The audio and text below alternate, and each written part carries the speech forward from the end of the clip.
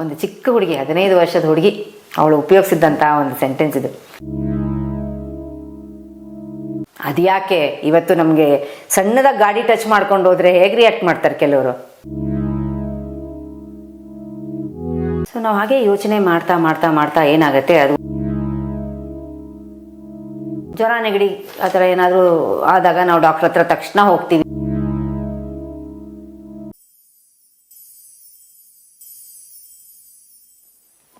So ಈ ಮಾನಸಿಕ ಕಾಯಿಲೆಗಳು ಅಂತ ಹೇಳ್ತಾರೆ. ಸೊ ಮಾನಸಿಕ ರೋಗ ಅಂದ್ರೆ ಏನು, ಅದು ಹೇಗೆ ಕಂಡುಹಿಡಿಯೋದು? ಸೊ ನಾನು ಹೇಳ್ದಂಗೆ ಈ ಮಾನಸಿಕ ರೋಗ ಇನ್ವಿಸಿಬಲ್, ಅಂದರೆ ಕಾಣಿಸೋದಿಲ್ಲ. ಪ್ರತಿಯೊಬ್ಬ ಮನುಷ್ಯನಿಗೂ ಇವಾಗ ನಾವು ನೋಡಿ ಏನೇನೋ ಜೀವನದಲ್ಲಿ ಕೆಟ್ಟ ಘಟನೆನೂ ನಡೆದಿರುತ್ತೆ, ಒಳ್ಳೆ ಘಟನೆನೂ ನಡೆದಿರುತ್ತೆ. ಒಂದು ಸ್ವಲ್ಪ ವರ್ಷ ಆದಮೇಲಿಂದ ನಮ್ಮನ್ನು ನೀವು ಕೇಳಿದಾಗ ನಿಮ್ದು ಯಾವುದಾದ್ರೂ ನೆನಪಿಸ್ಕೊಂಡು ಹೇಳಿ, ನಿಮ್ಗೆ ಆಗಿರೋ ಒಳ್ಳೆ ಘಟನೆ, ಯಾವುದಾದ್ರೂ ಆಗಿರೋ ಕೆಟ್ಟ ಘಟನೆ ಹೇಳಿ ಅಂದರೆ ನಾವು 100% ಎಲ್ಲ ಘಟನೆನೂ ಹೇಳಕ್ಕೆ ಸಾಧ್ಯನಾ? ಹೇಳಕ್ಕೆ ಸಾಧ್ಯ ಇಲ್ಲ. ಎಷ್ಟೊಂದು ನಾವು ಮರ್ತೋಗ್ಬಿಟ್ಟಿರ್ತೀವಿ.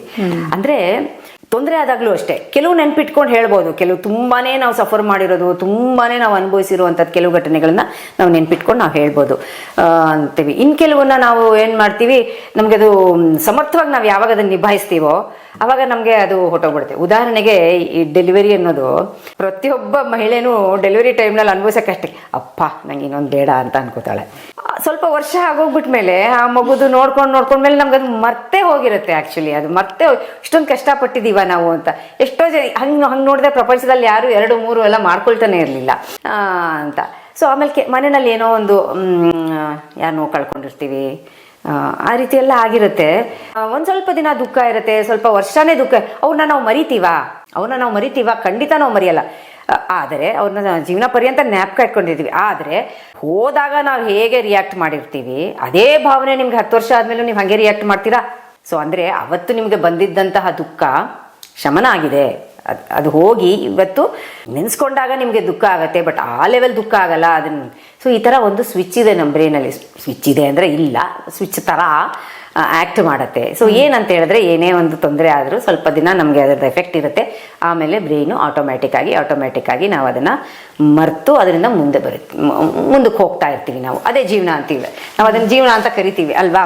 ಮುಂದಕ್ಕೆ ಹೋಗ್ತಾ ಇರ್ತೀವಿ. ಬಟ್ ಕೆಲವೊಮ್ಮೆ ಏನಾಗುತ್ತೆ ಅಂತ ಹೇಳಿದ್ರೆ, ನಾವು ಮೊದಲಾಗಿ ನಮಗೆ ಏನೋ ಒಂದು ತೊಂದರೆ ಬಂತು ಅಂತ ಇಟ್ಕೊಳ್ಳಿ, ಅಥವಾ ಏನೋ ಒಂದು ಯಾವುದೋ ಒಂದು ಬಗ್ಗೆ ಒಂದು ಚಿಂತೆ ಹತ್ತಿಸ್ಕೊಂಡ್ವಿ ಅಂತ ಇಟ್ಕೊಳ್ಳಿ. ನಾವು ಆ ಚಿಂತೆ, ಅಫ್ಕೋರ್ಸ್ ಚಿಂತೆ ಅಂದಮೇಲಿಂದ ಸಣ್ಣ ಪುಟ್ಟ ಯೋಚನೆಗಳು ಇದ್ದೇ ಇರುತ್ತೆ. ನಾವು ಏನು ಮಾಡ್ತೀವಿ, ಅದ್ರ ಬಗ್ಗೆನೇ ಯಾವಾಗಲೂ ಯೋಚನೆ ಮಾಡ್ತಾ ಇರೋದು. ನಮ್ಗೆ ಟೈಮ್ ಸಿಕ್ತಾಗ, ಒಬ್ಬರೇ ಕೂತಾಗ ನಾವು ಅದ್ರ ಬಗ್ಗೆನೇ ಜಾಸ್ತಿ ಗಮನ ಕೊಡ್ತಾ ಹೋಗೋದು. ಹೀಗೆ ಅದನ್ನು ಜಾಸ್ತಿ ಯೋಚನೆ ಮಾಡ್ತಾ ಯೋಚನೆ ಮಾಡುವಾಗ ನಮಗೆ ಪರಿಹಾರ ಸಿಕ್ಕಲ್ಲ. ಹೀಗಾಗಿ ನಮಗೆ ಯೋಚನೆನೇ ದೊಡ್ಡದಾಗಿ ಕಾಣಿಸ್ತಾ ಇರುತ್ತೆ. ಅಯ್ಯೋ ನನಗೆ ಈ ಪ್ರಾಬ್ಲಮ್ ಇದೆ, ಸಾಲ್ವ್ ಆಗೋವರೆಗೂ ನಾನು ಎಲ್ಲೂ ಬರೋಕ್ಕಾಗಲ್ಲ ಅಂತ ಹೇಳಿರೋ ಜನಗಳು ನಾನು ತುಂಬ ನೋಡಿದ್ದೀವಿ ಅಲ್ವಾ. ನಾವು ಜೀವನದಲ್ಲಿ ತುಂಬ ನೋಡಿದ್ದೀವಿ. ಸೊ ಏನು ಮಾಡ್ತೀವಿ ನಾವು, ಅದನ್ನೇ ಭಾವನೆಗಳು. ಇನ್ನು ಕೆಲವು ಸಲ ಏನಾಗುತ್ತೆ, ನಾವು ತುಂಬ ಕೆಲವು ಸಲ ಅವಮಾನನಾಗಲಿ, ಇನ್ನೊಂದೇನಾದರೂ ದುಃಖ, ಪದೇ ದುಃಖ ಆಗ್ತಾ ಇರುತ್ತೆ. ಬೇರೆಯವ್ರ ಹತ್ರ ಹೇಳ್ಕೊಳಕ್ಕೆ ನಮ್ಗೆ ಚಾನ್ಸ್ ಸಿಕ್ಕೋದಿಲ್ಲ, ಸಂದರ್ಭ ಸಿಕ್ಕೋದಿಲ್ಲ, ಅಥವಾ ಅವ್ರು ಕೇಳೋ ಸ್ಥಿತಿನಲ್ಲಿ ಇರೋದಿಲ್ಲ. ಅದೇನಾಗುತ್ತೆ, ನಾವು ಮನಸ್ಸಿನಲ್ಲೇ ಅದನ್ನು ಗುಡ್ಡೆ ಹಾಕೊಂಡು ನಾವು ಅದನ್ನು ಮೆಲುಕು ಹಾಕ್ತಾ ಏನಾಗುತ್ತೆ, ನಮ್ಮ ಮನಸ್ಸಿನಲ್ಲಿ ಅದು ಗಟ್ಟಿಯಾಗಿರುತ್ತೆ. ನಮ್ಮ ಬ್ರೈನ್ಗೆ ಇಂಪಾರ್ಟೆಂಟ್ ಯಾವುದು, ಅನ್ಇಂಪಾರ್ಟೆಂಟ್ ಯಾವುದು ಅಂತ ಗೊತ್ತಾಗೋದಿಲ್ಲ. ನೀವು ಜಾಸ್ತಿ ಯೋಚನೆ ಮಾಡೋದ್ರಿಂದ ಅದೇನು ಅನ್ಕೊಳ್ಳುತ್ತೆ, ಓ ತುಂಬ ಇಂಪಾರ್ಟೆಂಟು, ನಾನು ಇದಕ್ಕೆ ಮಹತ್ವ ಕೊಟ್ಟು ಯೋಚನೆ ಮಾಡಬೇಕು ಅನ್ನೋ ಫೀಲಿಂಗ್ ನಮ್ಗೆ ಬರ್ತಾ ಹೋಗುತ್ತೆ. ಸೊ ಅದಕ್ಕೆ ಕೊಟ್ಟು ಏನಾಗುತ್ತೆ, ಭಾವನೆಗಳು ಸ್ಟಾರ್ಟ್ ಆಗಿದ್ದು ಸ್ವಲ್ಪ ಫೀಲಿಂಗ್ ಥರ ಸ್ಟಾರ್ಟ್ ಆಗುತ್ತೆ. ಅಂದರೆ ಅದರಿಂದ ಸ್ವಲ್ಪ ನಾವು ಅದನ್ನು ಮುಂದೆ ಬರ್ತಾ ಅದನ್ನು ಅನುಭವಿಸೋಕೆ ಶುರು ಮಾಡ್ತೀವಿ. ಆ ಫೀಲಿಂಗ್ ಅಥವಾ ನೋವು ಅಥವಾ ಏನಾದರೂ ಆದಾಗ ಅದನ್ನು ನಾವು ಅನುಭವಿಸೋಕೆ ಶುರು ಮಾಡ್ತೀವಿ. ಈ ಅನುಭವಿಸಿ ಏನಾಗುತ್ತದೆ ಕಡೆಗೆ ಕೆಲವೊಮ್ಮೆ ಅಲ್ಲಿಂದ ಅದು ಒಂದು ರೀತಿಯ ತೊಂದರೆಯಾಗಿ ಬೇಕು ಅಂದ್ರೂ ನಾವು ಸ್ಟಾಪ್ ಮಾಡೋಕ್ಕಾಗಲ್ಲ ಆ ಯೋಚನೆಗಳನ್ನು. ಅದು ಎಷ್ಟು ಮಟ್ಟಿಗೆ ನಾವು ಅದನ್ನು ಯೋಚನೆ ಮಾಡಿ ಬ್ರೈನ್ಗೆ ಏನಂತಲೇ, ಇವಾಗ ನಾನು ಫ್ರೀ ಆಗಿದ್ದೀನಿ, ನಾನು ಅದ್ರ ಬಗ್ಗೆ ಯೋಚನೆ ಮಾಡಬೇಕು, ನಾನು ಇವಾಗ ಇದಿದೆ ನನಗೆ ಅದ್ರ ಬಗ್ಗೆ.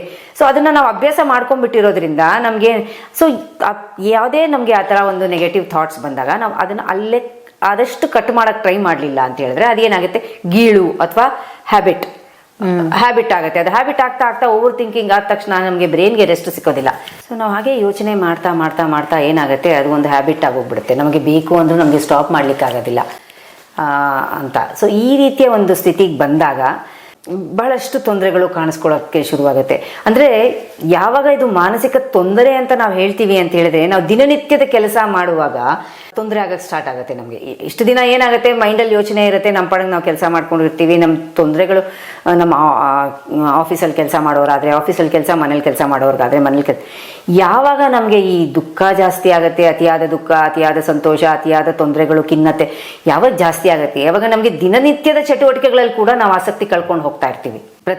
ಕೆಲವರಂತೂ ಅಯ್ಯೋ ಎದ್ದೇಳ್ಬೇಕಾ, ಅಯ್ಯೋ ಹೋಗ್ಬೇಕಾ ಅನ್ನೋ ರೀತಿನಲ್ಲಿ ಸ್ಪಂದಿಸ್ಕೊಂಡು ಸೊ ಮಾನಸಿಕ ರೋಗ ಅಥವಾ ಮಾನಸಿಕವಾಗಿ ತೊಂದರೆಗೆ ಒಳಗಾಗಿದ್ದಾರೆ, ರೋಗ ಅಂತ ಹೇಳಕ್ ನಂಗೆ ಇಷ್ಟ ಆಗಲ್ಲ, ತೊಂದರೆಗೆ ಯಾವಾಗ ಒಳಗಾಗಿದ್ದಾರೆ ಅಂತ ಹೇಳಬೇಕು ಅಂತ ಹೇಳಿದ್ರೆ, ಯಾವಾಗ ನಾವು ಮಾಡ್ತಾ ಇರುವಂತಹ ದಿನನಿತ್ಯದ ಕೆಲಸಗಳಲ್ಲಿ ನಮಗೆ ತೊಂದರೆ ಆಗ್ತಾ ಇದೆ.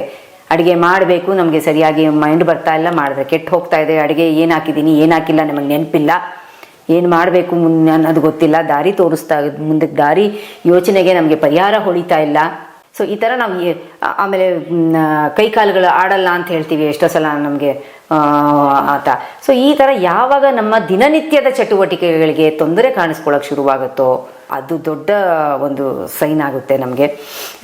ಆದಷ್ಟು ನಾವು ಮುಂಚೆನೇ ತಿಳ್ಕೊಂಡು ಯಾಕೋ ಇದ್ರ ಬಗ್ಗೆ ಜಾಸ್ತಿ ಯೋಚನೆ ಮಾಡ್ತಾ ಇದ್ದೀವಿ, ಯಾಕೋ ಇದ್ರ ಬಗ್ಗೆ ನಾನು ಜಾಸ್ತಿ ಇದು ಮಾಡ್ತಾ ಇದ್ದೀನಿ ಅಂತ ತಿಳ್ಕೊಂಡು ಕಟ್ ಮಾಡ್ಕೊಂಡು ಹೋಯ್ತು ಅಂತ ಹೇಳಿದ್ರೆ ಆ ಸ್ಟೇಜಿಗೆ ನಾವು ಹೋಗಲ್ಲ. ಬಟ್ ಏನು ಮಾಡೋಕ್ಕಾಗಲ್ಲ. ಕೆಲವೊಮ್ಮೆ ಉದಾಹರಣೆಗೆ ಅವಾಗ ಏನಾಗೋಗುತ್ತೆ ಗೊತ್ತಾ, ಮೈಂಡೇ ನಮ್ಮ ಶತ್ರು ಆಗ್ಬಿಡುತ್ತೆ. ಅವಾಗ ಆ ಮೈಂಡನ್ನು ನಿಯಂತ್ರಿಸೋದೇ ಒಂದು ದೊಡ್ಡ ಸಾಧನೆ ಆಗ್ಬಿಡುತ್ತೆ. ಮೈಂಡ್ ಇರೋದು ನಮಗೆ ಸಹಾಯ ಮಾಡೋಕ್ಕೆ ಅಲ್ವಾ. ನಾವು ಮನಸ್ಸಿಂದ ಎಷ್ಟೆಲ್ಲ ಕೆಲಸ ಮಾಡ್ತೀವಿ, ಯೋಚನೆ ಮಾಡ್ತೀವಿ, ಐಡಿಯಾಗಳು ಮಾಡ್ತೀವಿ, ದೊಡ್ಡ ದೊಡ್ಡ ಸೈಂಟಿಸ್ಟ್ಗಳು, ಜೀನಿಯಸ್ಗಳು ಎಲ್ಲರೂ ಯೋಚನೆ ಮಾಡಿಬಿಟ್ಟು ಎಲ್ಲ ಮಾಡ್ತಾರೆ. ಆದರೆ ಈ ಮೈಂಡನ್ನೇ ನಾವು ನಿಯಂತ್ರಿಸೋಕ್ಕಾಗಲ್ಲ, ಅದು ನಮಗೆ ಬೇಕಾದ ಪರಿಹಾರ ಅದರಿಂದ ನಮಗೆ ಸಿಗ್ತಾ ಇಲ್ಲ ಅಂದಾಗ ಅದು ನಮಗೆ ಅದೇ ಒಂದು ದೊಡ್ಡ ಪ್ರಾಬ್ಲಮ್ ಆಗ್ಬಿಡುತ್ತೆ. ಅದಕ್ಕೆ ಹೇಳ್ತಾರೆ, ಮನಸ್ಸು ಅನ್ನೋದು ನಮಗೆ ಆಪ್ತ ಮಿತ್ರ ಆಗಿರುತ್ತೆ, ಆಗಲಿಲ್ಲ ಅಂದರೆ ಅದು ಪರಮ ವೈರಿ ಕೂಡ ಆಗಿರ್ಬೋದು. ಸೊ ಅದನ್ನ ನಾವು ಆಪ್ತ ಮಿತ್ರ ಮಾಡ್ಕೋಬೇಕಾಗತ್ತೆ. ಪರಮ ವೈರಿ ಮಾಡ್ಕೊಂಡ್ಬಿಟ್ರೆ ಅವಾಗ ಅದು ಈ ರೀತಿಯ ಮ್ಯಾನಿಫೆಸ್ಟ್ ಆಗತ್ತೆ. ಚಿಕ್ಕ ಉದಾಹರಣೆ ಹೇಳಬೇಕು ಅಂದರೆ, ಈಗ ದಿನ ನಾವು ಬೆಳಗ್ಗೆ ಎದ್ದೋಳಕ್ಕೆ ಅಂತ ಮೊಬೈಲಲ್ಲಿ ಒಂದು ಅಲಾರಾಮ್ ಇಟ್ಕೋತೀವಿ ಅಂತೀವಿ. ಏನು 5 ಗಂಟೆಗೋ 6 ಗಂಟೆಗೋ 4 ಗಂಟೆಗೋ ನಾವು ಎಷ್ಟೊತ್ತಿಗೆ ಹೇಳ್ಬೇಕು ಅಂತ ಇಟ್ಕೊಂಡಿರ್ತೀವೋ ಅದನ್ನು ನಾವು ಮಾಡ್ತೀವಿ. ಸೊ ಅಲಾರಾಮು ಹೊಡ್ಕೊಳ್ಳುತ್ತೆ, ನಾವು ಅದನ್ನು ಆಫ್ ಮಾಡ್ತೀವಿ, ಮುಂದಕ್ಕೆ ನಮ್ಮ ಕೆಲಸ ಏನಿದೆ ಅದನ್ನ ಮಾಡ್ಕೋತೀವಿ. ಆ ಅಲಾರಾಮು ಒಳ್ಳೇದಲ್ವಾ, ಅದು ನಮ್ಗೆ ಎಚ್ಚರಿಸಕ್ಕೆ ನಮ್ಗೆ ಅದು ಹೆಲ್ಪ್ ಆಯ್ತಲ್ವಾ. ಅಲಾರಾಮಿಂದ ನಮ್ಗೆ ಹೆಲ್ಪ್ ಆಯ್ತು. ಏನೋ ಕೆಟ್ಟೋಗಿ ಅಲಾರಾಮಲ್ಲೇ ಕೆಟ್ಟೋಯ್ತು, ಮೊಬೈಲಲ್ಲೇ ಏನೋ ಎಡವಟ್ಟಾಯ್ತು, ಏನೋ ಆಗಿ ಅಲಾರಾಮು ಸ್ಟಾಪೇ ಆಗಲ್ಲ ಅಂತ ಇಟ್ಕೊಳ್ಳಿ, 1 hour ಆದ್ರೂ ಅದು ಹೊಡ್ಕೋತಾನೆ ಇರುತ್ತೆ. ಅವಾಗ ನಿಮ್ಗೆ ಏನ್ ಅನ್ಸುತ್ತೆ, ಅದು ಕಿರಿಕಿರಿ ಅನ್ಸುತ್ತೋ ಇಲ್ವೋ? ನಮ್ಗೆ ಹೆಲ್ಪ್ ಆಗ್ಬೇಕಾಗಿರುವಂತಹ ಒಂದು ಸಾಧನ ನಮ್ಗೆ ಕಿರಿಕಿರಿಯಾಗಿ ಕೂತ್ಕೊಂಡಾಗ ಅದು ಮಾನಸಿಕ ತೊಂದರೆ. ನಮ್ಮ ದೇವರು ನಮಗೆ ಪ್ರತಿಯೊಂದು ಕಾರ್ಯ ನಿಭಾಯಿಸೋಕೆ, ಪ್ರತಿಯೊಂದು ಸಮಸ್ಯೆ ಪರಿಹಾರಕ್ಕೆ ನಮಗೆ ಬ್ರೈನಲ್ಲಿ ಎಲ್ಲಾ ರೀತಿಯ ಟೂಲ್ಸ್ ಕೊಟ್ಟಿದ್ದಾರೆ. ಎಲ್ಲ ನಮ್ಮಲ್ಲಿದೆ. ಈ ಪ್ರಪಂಚದಲ್ಲಿ ಇವರು ವೀಕು, ಇವರು ಸ್ಟ್ರಾಂಗು, ಅವ್ರು ಬುದ್ಧಿವಂತರು ಇದು ಅಂತ ಇಲ್ವೇ ಇಲ್ಲ. ನಾವು ಹೇಗೆ ಯೂಸ್ ಮಾಡ್ತೀವಿ, ನಾವು ಹೇಗೆ ಅದನ್ನ ತಗೊಳ್ತೀವಿ, ಜೀವನನ ತಗೊಳ್ಳುವಂಥ ರೀತಿ ಅನ್ನೋದ್ರ ಮೇಲೆ ನಮ್ಮದು ಬಹಳಷ್ಟು ನಮ್ಮ ಬಿಹೇವಿಯರ್ ಆಗಲಿ, ನಮ್ಮ ಸಂತೋಷ ಆಗಲಿ, ನಮ್ಮ ದುಃಖ ಆಗಲಿ, ನಮ್ಮ ಬೇರೆ ರೋಗಗಳಾಗಲಿ ಎಲ್ಲವೂ ಅದ್ರ ಮೇಲೆ ಇದೆ. ಆದರೆ ನಾವೇನು ಮಾಡಿದ್ದೀವಿ, ನಮ್ಮಲ್ಲಿರೋ ಟೂಲ್ಸ್ನ, ಅದನ್ನ ಟೂಲ್ಸ್ ಅಂತ, ಟೂಲ್ ಕಿಟ್ ಅಂತ ಹೇಳ್ಬೋದು ನಾವು, ಅದನ್ನು ನಾವು ಉಪಯೋಗಿಸೋದೇ ಮರ್ತು ಬಿಡ್ತೀವಿ. ಮರ್ತೋಗ್ತೀವೋ, ಇಗ್ನೋರ್ ಮಾಡ್ತೀವೋ ಗೊತ್ತಿಲ್ಲ. ಕಾರಣಗಳ ಹಲವು ಇರ್ಬೋದು. ಮತ್ತು ಇನ್ನೊಂದೇನು ಅಂದರೆ, ಕೆಲವೊಮ್ಮೆ ನಮ್ಮ ಹಿಂದಿನ ಕಾಲದವರು ಹೇಳ್ಕೊಂಡು ಬಂದಿರ್ತಾರಲ್ಲ, ಆ ಟೂಲ್ನ ಹೆಂಗೆ ಉಪಯೋಗಿಸ್ಬೇಕು, ನೀವು ಹೆಂಗೆ ಯೋಚನೆ ಏನು ಮಾಡಬೇಕು, ಇದನ್ನ ಯೋಚನೆ ಮಾಡಬೇಡಿ, ಅದನ್ನ ಹಿಂಗೆ ಮಾಡಿ, ಹಂಗೆ ಮಾಡಿ, ಹಿಂಗೆ ಮಾಡಿ, ಅದು ನಮ್ಗೆ ಕೆಲವೊಮ್ಮೆ ರುಚಿಸಲ್ಲ. ಈ ಜನ್ರೇಷನ್ಗಾಗಲಿ ನೆಕ್ಸ್ಟ್ ಜನ್ರೇಷನ್ಗಾಗಿ ಅದು ಕೆಲವೊಮ್ಮೆ ರುಚಿಸಲ್ಲ. ಕೆಲವೊಮ್ಮೆ ಹೇಳಿದ್ರು ಅವರು ಕೇಳಲ್ಲ, ಇನ್ನು ಕೆಲವೊಮ್ಮೆ ಹೇಗಿದ್ರೂ ಕೇಳಲ್ಲ ಅಂದ್ಕೊಂಡು ಕೆಲವರು ಹೇಳಲ್ಲ. ಸೊ ಹೀಗೆ ಬೇರೆ ಬೇರೆ ಕಾರಣಗಳಿರ್ಬೋದು. ಯಾವುದೇ ಒಂದು ಕಾರಣದಲ್ಲಿ ನಾವು ಆ ಟೂಲ್ಸ್ನ ಸರಿಯಾಗಿ ನಾವು ಉಪಯೋಗಿಸ್ಲಿಲ್ಲ ಅಂತ ಹೇಳಿದ್ರೆ ನಾವು ಮಾನಸಿಕವಾಗಿ ತೊಂದರೆಗೆ ನಾವು ಒಳಗಾಗ್ತೀವಿ. ಅಂದರೆ ನಮ್ಮಿಂದಾನೇ ಬೇರೆ ಯಾರು ಹೊರಗಿನ ಶತ್ರುಗಳು ಬರಬೇಕಾಗಿಲ್ಲ, ನಮ್ಮ ಮನಸ್ಸಿಂದಾನೇ ನಾವು ತೊಂದರೆಗೆ ಒಳಗಾಗ್ತೀವಿ. ಅಂದರೆ ಹಾಗಾದರೆ ನೀವು ಕೇಳ್ಬೋದು ನನ್ನನ್ನು, ಹಾಗಾದರೆ ಭಾವನೆಗಳನ್ನ ಇಟ್ಕೊಳ್ಳೋದೇ ತಪ್ಪಾ? ನಮ್ಮ ಮನಸ್ಸಿಗೆ ಇವಾಗ ಒಂದ್ಸಲ ಸಂತೋಷ ಆಗುತ್ತೆ, ಒಂದ್ಸಲ ದುಃಖ ಆಗುತ್ತೆ, ಕೋಪ ಬರುತ್ತೆ, ಇನ್ನೇನೋ ಆಗುತ್ತೆ, ಇನ್ನೇದೋ ಫೀಲಿಂಗ್ ಆಗುತ್ತೆ. ಹಾಗಾದರೆ ಅವು ಭಾವನೆಗಳನ್ನೇ ನಾವು ಇಟ್ಕೋಬಾರ್ದ? ನಾವು ಯಾವುದೂ ಯಾರು ಹೋಗ್ಬಿಟ್ಟಾಗ, ನಮ್ಗೆ ಅತಿ ಹತ್ತಿರದಲ್ಲಿ ಪ್ರೀತಿ ಪಾತ್ರರಾದವ್ರು ಹೋಗ್ಬಿಟ್ಟಾಗ ನಮ್ಗೆ ದುಃಖ ಆಗುತ್ತೆ. ಹಾಗಾದ್ರೆ ಇದಕ್ಕೆಲ್ಲ ನಾವು ಏನು ಸ್ಪಂದಿಸಲೇಬಾರ್ದಾ? ನಾವು ಒಳ್ಳೆ ಕಲ್ಲುಗಳ ಥರ ಇದ್ರ ಥರ ಭಾವನೆಗಳೇ ಇಲ್ದವ್ರಂಗೆ ಇರಬೇಕಾ? ಖಂಡಿತ ಇಲ್ಲ. ಮನುಷ್ಯ ಅಂದಮೇಲೆ ಭಾವನೆಗಳು ಇದ್ದೇ ಇರುತ್ತೆ. ಭಾವನೆಗಳು ಬರೋದು ನ್ಯಾಚುರಲ್ಲು, ಭಾವನೆಗಳು ಹೋಗೋದು ನ್ಯಾಚುರಲ್ಲು. ಆದರೆ ಎಷ್ಟರ ಮಟ್ಟಿಗೆ ನಮ್ಮ ಭಾವನೆಗಳು ಇರಬೇಕು ಅಂತ ಹೇಳಿದ್ರೆ ನಾವು ಕೆಲವು ಸಂದರ್ಭಗಳಲ್ಲಿ ನಾವು ದುಃಖ ಪಡ್ತೀವಿ. ದುಃಖ ಪಡೋದು ವೆರಿ ನ್ಯಾಚುರಲ್, ಖಂಡಿತ ದುಃಖ ಪಡಬೇಕು ನಾವು. ಅದು ತುಂಬಾ ಅದು ಮಾಡದಿದ್ರೆ ಅದು ಏನಪ್ಪ ಭಾವನಾ ರಹಿತ ಜೀವಿಗಳಾಗ್ಬಿಡೋದು ತುಂಬಾ ಕಷ್ಟ ಇದೆ. ಅದು ಅವಾಗ ಯಾವುದೇ ರೀತಿಯ ಸಂತೋಷನೂ ನಮಗೆ ಕೊಡೋದಿಲ್ಲ, ಟೋಟಲಿ ಭಾವನಾ ರಹಿತ ಜೀವಿಗಳಾಗ್ಬಿಟ್ರೆ ನಾವು. ಆದರೆ ಸ್ಯಾಡ್ ಆಗಿರೋದು ಓಕೆ, ಬಟ್ ಸ್ಯಾಡ್ ಆಗಿ ಇದ್ದು ಅದನ್ನ ದೊಡ್ಡದಾಗಿ ಮಾಡ್ಕೊಂಡು ದುಃಖ ಆಗಿದೆ ನಿಜ, ಒಂದು ಸ್ವಲ್ಪ ದಿನ ದುಃಖ ಆಗುತ್ತೆ ಅದು ನಿಜ. ಆದರೆ ಎಷ್ಟು ದಿನ ಆದರೂ ಅಯ್ಯೋ ನನಗೆ ಆ ದುಃಖ ಆಗಿದೆ ನಾನು ಹೊರಗೆ ಹೋಗಲ್ಲ, ಅಯ್ಯೋ ದುಃಖ ಆಗಿದೆ ನಾನು ಅವ್ರ ಹತ್ರ ಮಾತಾಡಲ್ಲ, ಅಯ್ಯೋ ನಂಗೆ ಇಲ್ಲಿಂದಲ್ಲ ಅಂದರೆ ಅವಾಗ ಅದು ಏನಾಗುತ್ತೆ, ಡಿಪ್ರೆಷನ್ ತನಕ ಹೋಗ್ಬಿಡುತ್ತಲ್ಲ. ಆ ದುಃಖ ಬೇಡ ಅಂತ ನಾನು ಹೇಳ್ತಾ ಇರೋದು. ಅಂದರೆ ಸ್ಯಾಡ್ನೆಸ್ಸು ಓಕೆ, ಆದರೆ ಡಿಪ್ರೆಷನ್ನು ನಾಟ್ ಓಕೆ. ಡಿಪ್ರೆಷನ್ ಅಂದ್ರೆ ಯಾವ ತರ? ಅತಿಯಾದ ದುಃಖ. ಅದನ್ನ ಆಮೇಲೆ ನಿಂತರವಾಗಿ ನಿಧಾನಕ್ಕೆ ನಾನು ಎಕ್ಸ್ಪ್ಲೇನ್ ಮಾಡ್ತೀನಿ. ಸದ್ಯಕ್ಕೆ ಅರ್ಥ ಮಾಡ್ಕೋಬೇಕಾಗಿರೋದು ಅಂದ್ರೆ ಅತಿಯಾದ ದುಃಖ, ಯಾವಾಗ್ಲೂ ದುಃಖದಲ್ಲಿ ಯಾವ್ದ್ರಲ್ಲೂ ಇಂಟ್ರೆಸ್ಟ್ ಇರಲ್ಲ, ಏನು ಮಾಡಕ್ಕೆ ಇಂಟ್ರೆಸ್ಟ್ ಇರಲ್ಲ, ಆ ಸ್ಟೇಜ್ ತಲುಪಿಡುತ್ತೆ. ಯಾಕಂದ್ರೆ ಮೈಂಡ್ ದುಃಖನೇ ಜಾಸ್ತಿ ಅನ್ಭವಿಸ್ಕೊಂಡು ಬರ್ತಾ ಇರುತ್ತೆ. ಈಗ ಗಾಬರಿ ಅಥವಾ ಆನ್ಷಿಯಸ್ನೆಸ್ ಅಥವಾ ಆನ್ಸೈಟಿ ಅಂತ ನಾವೇನು ಹೇಳ್ತೀವಿ. ಈಗ ಎಷ್ಟೋ ಸಲ ನಮಗೆ ಏನಾಗುತ್ತೋ ಮಕ್ಕಳ ರಿಸಲ್ಟು, 10th ಸ್ಟ್ಯಾಂಡರ್ಡ್ ರಿಸಲ್ಟ್ ಏನಾಗುತ್ತೋ, PUC ರಿಸಲ್ಟ್ ಏನಾಗುತ್ತೋ, ಸೀಟ್ ಸಿಕ್ಕುತ್ತೋ ಇಲ್ವೋ, ಕೆಲಸ ಸಿಕ್ಕುತ್ತೋ ಇಲ್ವೋ ಅಂತ ನಮ್ಮ ಜೀವನದಲ್ಲಿ ಮನೆ ಮಾಡ್ಕೋತೀವೋ ಇಲ್ವೋ, ಆ ಥರದ ಹಲವಾರು ಟೆನ್ಷನ್ಗಳಿರುತ್ತೆ, ಹಲವಾರು ಗಾಬರಿಗಳಿರುತ್ತೆ. ಎಸ್ಪೆಷಲಿ ಮನೆಗೆ ಯಾರಾದ್ರು ಲೇಟಾಗಿ ಬರ್ತಾರೆ ಅಂದರೆ ಬರೋ ಯೋಚನೆ ಏನು, ಮೊದಲನೇ ಯೋಚನೆ ನಮಗೆ ಬರೋದೇನೋ ಕೆಟ್ಟ ಯೋಚನೆನೇ ಮೊದಲು ಬರುತ್ತೆ. ಏನೋ ಆಫೀಸಲ್ಲಿ ಲೇಟ್ ಆಗಿರ್ಬೋದು, ಆ ರೀತಿ ಯೋಚನೆ ಮಾಡಬೇಕು ಅಂದರೆ ಸ್ವಲ್ಪ ಪ್ರಾಕ್ಟೀಸ್ ಬೇಕು ಅದಕ್ಕೆ. ಸೊ ಆ ಗಾಬರಿ ಆಗುತ್ತಲ್ಲ, ಆ ಗಾಬರಿನಲ್ಲಿ ನಾವು ಏನು ಮಾಡ್ತೀವಿ, ಜಾಸ್ತಿ ಯೋಚನೆ ಮಾಡ್ಕೊಂಡು ಆಕ್ಸಿಡೆಂಟ್ ಆಗಿರಬೇಕು, ಯಾಕೆ ಫೋನಿಗೆ ಸಿಗ್ತಾ ಇಲ್ಲ, ಏನೋ ಏನಾರು ಹಂಗಾಗಿದ್ರೆ ಏನು ಮಾಡಬೇಕು. ಸೊ ಈ ರೀತಿ ನಾವು ಯೋಚನೆ ಮಾಡ್ತಾ ಅದು ನಮ್ಮ ಮನಸ್ಸು, ನಮ್ಮ ಬ್ರೈನ್ನಲ್ಲಿ ನಾವು ಹೇಗೆ ನಮ್ಮದು ಮನಸ್ಸು ಶರೀರ ಎಲ್ಲ ಪ್ಲಾನ್ ಆಗಿರುತ್ತೆ ಅಂದರೆ, ಈ ಥರ ಗಾಬರಿ ಆದಾಗ ಅದನ್ನು ಹೇಗೆ ಮ್ಯಾನೇಜ್ ಮಾಡಬೇಕು ಅನ್ನೋದು ನಮ್ಮ ದೇಹದಲ್ಲಿ, ನಮ್ಮ ಬ್ರೈನ್ನಲ್ಲಿ ಎಲ್ಲ ನಮಗೆ ಅದಕ್ಕೆಲ್ಲ ಸರಿಯಾದಂಥ ವ್ಯವಸ್ಥೆಗಳಿದ್ದಾವೆ. ಅದನ್ನು ಮೀರಿ ನಾವು ಯೋಚನೆ ಮಾಡೋಕ್ಕೆ ಹೋಗ್ತೀವಿ, ಅದನ್ನು ಮೀರಿ ನಾವು ಗಾಬರಿ ಮಾಡಿಕೊಂಡು ಹೋದಾಗ ಏನಾಗುತ್ತೆ, ಅದು ಆ್ಯನ್ಸೈಟಿ ಆಗುತ್ತೆ. ಬ್ರೈನ್ ಏನು ತಿಳ್ಕೊಳ್ಳುತ್ತೆ, ಇದು ಯಾವುದೋ ತುಂಬ ಸೀರಿಯಸ್ ವಿಚಾರ, ಇದು ತುಂಬ ಸೀರಿಯಸ್ ಆಗಿ ಇದಾಗ್ತಾ ಇದೆ ಅಂದಾಗ ಏನಾಗುತ್ತೆ, ನಮಗೆ ಆ ಥರ ಏನಾದ್ರು ಸಡನ್ ಶಾಕಿಂಗ್ ನ್ಯೂಸ್ ಕೇಳಿದಾಗ ಏನಾಗುತ್ತೆ, ಡಬ್ ಡಬ್ ಡಬ್ ಡಬ ಅಂತ ಸ್ವಲ್ಪ ಜೋರಾಗಿ ಹೊಡ್ಕೊಳ್ಳೋದು ನಮ್ಗೆ ಕೇಳಿಸ್.